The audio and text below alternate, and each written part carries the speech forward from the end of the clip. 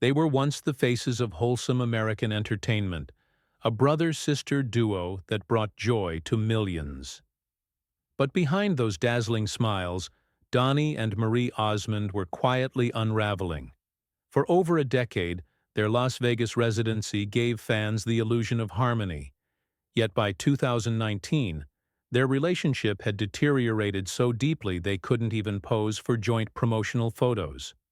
Meet and greets became solo events. It wasn't just creative differences. It was an emotional collapse veiled behind sequins and show tunes.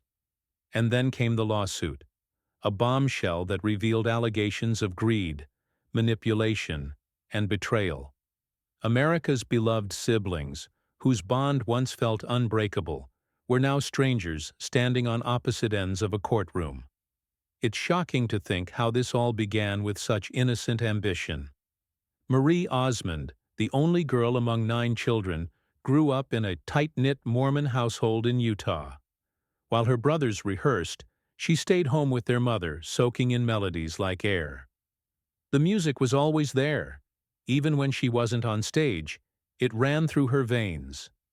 Donny, her closest sibling, was her playmate, her ally, her partner in mischief. Their childhood was strict but filled with laughter, until the spotlight found them. That spotlight was first ignited by hardship. The family's oldest sons, Verl and Tom, were born with severe hearing loss. Doctors advised their parents, George and Olive, to stop having children, and even suggested institutionalizing their deaf sons. But Olive refused. Instead, she homeschooled her children and believed faith would pave a better path. That defiant optimism birthed a legacy.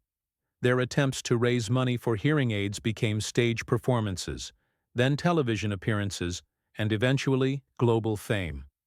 A lucky encounter at Disneyland landed them on the Andy Williams Show, and a 5-year-old Donny was soon melting hearts with "You Are My Sunshine." But the Osmond rise wasn't whimsical. It was militant. George, a former Army sergeant, ran the household like a base camp. Days began with a bugle call. Meals were announced with military-style commands. Mistakes weren't tolerated. Excellence wasn't optional. It was expected. That intense training molded perfection, but it also planted seeds of long-term emotional wear. At just 13, Marie gambled on a solo music career. Her cover of Dolly Parton's Coat of Many Colors won over MGM records, and in one whirlwind Nashville session, she recorded 9 songs. By 14, she had a #1 country hit, Paper Roses, and became the youngest female to top the country charts. She followed that with a string of hits, then began her partnership with Donny. Their duets climbed the charts, and their wholesome image became a national treasure. But the spotlight doesn't just illuminate, it exposes, and it burns. While Marie was conquering Nashville, Donny was igniting a pop phenomenon. Osmond mania hit the UK like a tidal wave. Teenage girls fainted, chased cars, and packed arenas with such force that at one point Donny had to crawl under a restaurant table to escape. In 1973 alone, the Osmonds had 13 charting singles in the UK. But while fans screamed in adoration, critics sneered in contempt. One brutal Rolling Stone review declared that the worst day in rock history was Donny Osmond's birth. That sentence shattered him. At 15, he was already under more scrutiny than most adults face in a lifetime. The applause roared at night, but the headlines shredded him by morning. Donny became a punchline. Even successful collaborations, like his work with Def Leppard guitarist Phil Collen, had to be hidden because industry insiders didn't want their names associated with him. He kept performing, even selling out shows, but the praise never seemed to outweigh the ridicule. Then came the physical toll. In Manchester, a fan's pen accidentally stabbed him in the eye during an autograph session. A camera flash struck the same eye at that moment, causing lasting retinal damage. Donny nearly lost his sight. The physical scar remains, a cruel reminder that love from fans sometimes comes with a price. Meanwhile, Marie was being emotionally dismantled behind the camera. At just 15, during the peak of Donny and Marie, studio executives told her she was too fat. She weighed 103 pounds. One day, they pulled her into a parking lot and gave her a ruthless ultimatum: lose 10 pounds or lose the show. They said she was a disgrace to her family. The trauma sank deep. Marie began starving herself to maintain her role. Lemon water mixed with cayenne pepper became a meal. Sometimes she didn't eat for 3 days. That toxic pressure followed her for years and took a heavy toll on her self-worth. Despite the pain, the Osmonds built an empire, and with fame came luxury: lavish homes, vintage cars, and a life insulated by wealth. Donny's garage once featured a 1966 Mustang GT, a Ferrari 308 GTS, and a Rolls-Royce Silver Shadow, a reflection of his youthful success and need to hold on to moments of joy in a hostile industry. Marie, on the other hand, developed a taste for classic elegance, reportedly favoring Lexus models and discreet luxury over flash. Their real estate holdings were equally impressive. Donny previously owned a sprawling mansion in Provo, Utah, and later downsized to a more secluded property to find peace.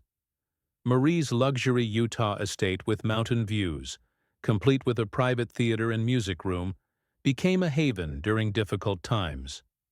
Though neither of them flaunted their wealth excessively, they lived comfortably, with multiple homes and a careful lifestyle reflective of their upbringing. But beyond the glitz, they were also savvy.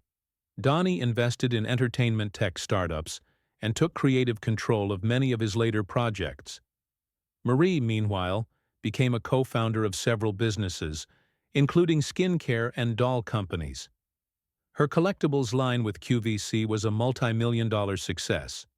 Both carried substantial insurance policies throughout their careers, from performance insurance for sold-out shows to health and asset coverage designed to protect decades of earnings. In Hollywood, where careers can vanish overnight, they played the long game. Their financial legacy offers crucial lessons. They lived within their means, diversified income, and understood the value of intellectual property. Donny regained his career not by chasing trends, but by leaning into authenticity. Marie, meanwhile, turned adversity into advocacy, openly discussing mental health, body image, and resilience in a business that often punishes vulnerability. And yet, after everything, the fame, the fortune, the hardships, it was silence that became the loudest part of their story. Donny and Marie, once inseparable, now navigate life on separate paths. Their bond, shaped by music, molded by pain, and tested by business, unraveled not on stage, but in the quiet spaces between rehearsals, in the moments fans never saw. She spent decades living a double life. On stage, she sparkled. But offstage, Marie Osmond was a woman stitching herself together from the scraps of broken trust and impossible expectations. Behind every smile was the weight of years spent trying to control a body that refused to meet cruel Hollywood standards. The diet cycles weren't about health, they were about survival. What no one saw then was that it wasn't just pressure pushing her into dangerous habits. It was deeper. It was trauma. And that trauma had roots that stretched back into her childhood, to a time long before the bright lights ever found her. Marie's world fractured at just 8 or 9 years old. She had been abused by people her parents trusted, people who shattered her view of men so violently that it took her years to even feel safe around them. She grew up confused, unable to understand her emotions, even questioning her own identity. And for a long time, she buried it all. But when she finally broke her silence in her memoir and later on a talk show, her voice trembled. Not from weakness, but from the immense strength it took to speak her truth. Healing wasn't instant. It came in pieces. And in those pieces were her father and brothers, the good men who stood quietly beside her, showing her that not all men were dangerous. The pursuit of love was no easier. As a young star, Marie fell for Andy Gibb, the youngest Bee Gee. He had the charm, the voice, and the sparkle, but addiction consumed him. She stayed as long as she could, but watching him decline became unbearable. She left, heartbroken. Later, she had a brief romance with Chips star Eric Estrada, but she rarely spoke of it. Then came marriage to Stephen Craig. It seemed promising, but it crumbled within 3 years. Her second marriage to music producer Brian Blowsill brought 7 children, yet came with its own share of storms. Postpartum depression hit hard. The couple separated in 1998 and finalized their divorce in 2007. Marie would later admit that she'd rushed into that relationship too soon, before she really understood herself. And then, life threw a twist. Years later, Marie reunited with her first husband, Stephen. Against all odds, they made it work. This time it wasn't about fairy tales. It was about second chances. Quietly, they rebuilt something real. Their fame, however, was born not from scandal, but from harmony, literally. In 1974, Donny and Marie recorded "I'm Leaving It All Up to You," and suddenly, the world listened. The song's soft country pop blend reached number 4 on Billboard and hit number 1 on the adult contemporary chart. But the real turning point came when Fred Silverman at ABC watched the siblings guest host The Mike Douglas Show. He saw something that made him take a wild bet. 2 teenagers, barely out of high school, headlining a primetime variety show. It had never been done before, but the gamble paid off. The Donny and Marie Show premiered in 1976 to 14 million viewers a week. They were unstoppable, at least in the public eye. But behind the glittering stage lights, the pressure was merciless. Producers called Marie fat, mocked her appearance, and threatened to fire crew members if she didn't slim down. One even claimed he was trying to help her overcome bad eating habits. Her response? Starvation. Water, lemon juice, cayenne pepper, maple syrup. That was her diet. Sometimes it was nothing at all. Her strength faded, her confidence crumbled, and yet she danced. Each number was a performance not just of talent, but of endurance. Off stage, the family's finances were unraveling. Jimmy Osmond would later reveal that the Osmonds lost between $80 to $100 million. It was a disaster fueled by misplaced trust in bad advisors. They had pooled their earnings to protect themselves. Instead, it nearly ruined them. George Osmond had tried to secure the family's future through business deals, but most failed. The only thing that saved them was real estate. George, ever the forward thinker, had purchased multiple properties. Selling those helped them crawl out of the financial hole. But for Donny, the most personal blow came from love. When he secretly married Deborah Glenn on May 8, 1978, he didn't go public for 3 years. He feared what it would do to his image. After all, millions of girls saw him as their fantasy. He was right. When news broke, the fan hysteria dulled. Ratings dropped. The network panicked, scrambling to salvage the show with disco numbers and new segments, even renaming it The Osmond Family Show. It wasn't enough. The magic faded, and by May 1979, the network pulled the plug. For Donny, the fall was brutal. He had once rivaled Michael Jackson in top 40 hits, but almost overnight the industry shut its doors. Radio stations ghosted him. Record labels weren't interested. He became a prisoner of his teen idol image. The cool kids didn't want him. The stress festered into crippling panic attacks. At one point, the anxiety was so overwhelming that his wife Debbie rushed him to the ER as he shook uncontrollably. He fought his way back, one performance at a time. From 1992 to 1998, Donny starred in Joseph and the amazing Technicolor Dreamcoat, performing over 2,000 shows. It was a comeback built on sweat and determination. But the toll was high. In Vegas, he once performed while so ill he collapsed backstage. Still, he pressed on. A conversation with director Stephen Pimlott changed his mindset. "The theater is where people come to dream in public," Pimlott told him. "You are in charge of that dream." That sentence carried him through. By December 2024, Donny will return to the stage, this time playing the Pharaoh instead of Joseph. It's poetic. He's no longer the dreamer.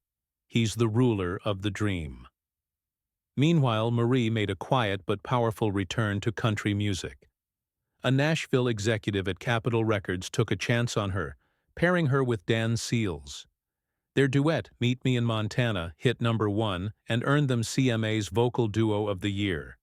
Then came "There's No Stopping Your Heart," another #1 hit.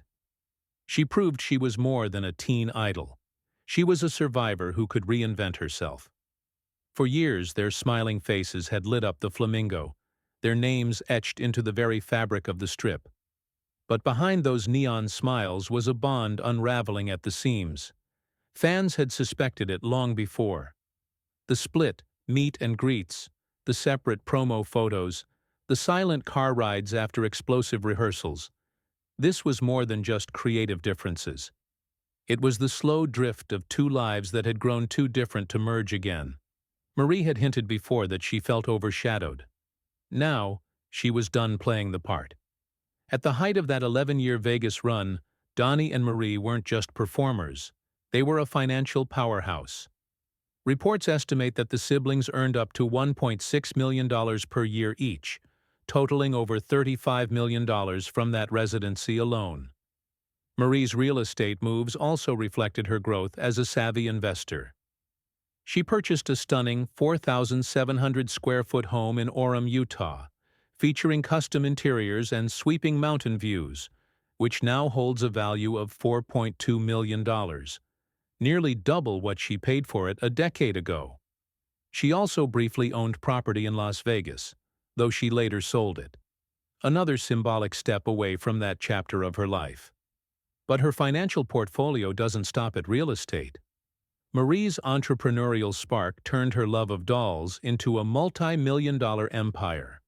Her company, Marion, raked in consistent profits throughout the 2000s, particularly from QVC appearances. Some limited-edition dolls have become collector's items, with resale values ranging into the thousands. Today, industry insiders estimate the brand's worth at over $15 million. Add to that her long-standing partnership with Nutrisystem and her recent investments in wellness and skincare ventures, and you see a woman who has diversified her wealth with fierce intention. Marie's taste in luxury has evolved with her resilience. In her garage once sat a Rolls-Royce Ghost, valued at $340,000, a car she bought after her Vegas residency deal. Alongside that, she's been seen driving a Tesla Model X, and her public appearances are often adorned with high-end timepieces, including a Rolex Lady Datejust in Everose Gold, retailing at $40,000. Friends say she wears it not for flash, but as a reminder of time survived, of moments lost, and of legacy reclaimed. And then there are the hidden lifelines, the things most celebrities never talk about. Marie has long carried a comprehensive insurance portfolio. Insiders confirm she has maintained robust health insurance with specialized postpartum and mental health coverage, likely triggered after her experience in 1999. She also reportedly took out career loss protection policies during the more uncertain years of the Vegas residency. Those policies covered her should vocal injury or a show-halting medical event occur, offering a level of financial security few performers think to secure. One of the most compelling hooks of Marie's story lies not in what she earned, but in what she learned. She often tells audiences during speaking engagements, "Your name is your business. Build it with honesty. Protect it like treasure." Her disciplined savings strategy, combined with smart investments and deeply personal entrepreneurial pursuits, offers a blueprint for resilience. The story of Marie Osmond is not just one of fame or fortune. It's the story of a woman who refused to break, no matter how often the world tried to shatter her. In a town obsessed with reinvention, Marie Osmond did something more radical. She stayed true, and in that truth, she built a legacy that no stage light can ever dim. And that's a wrap on today's Hollywood roller coaster. If you laughed, gasped, or teared up, hit like, drop a comment, and subscribe for more jaw-dropping celebrity journeys coming soon. Because in Hollywood, the spotlight never really fades. It just finds a new face to shine on.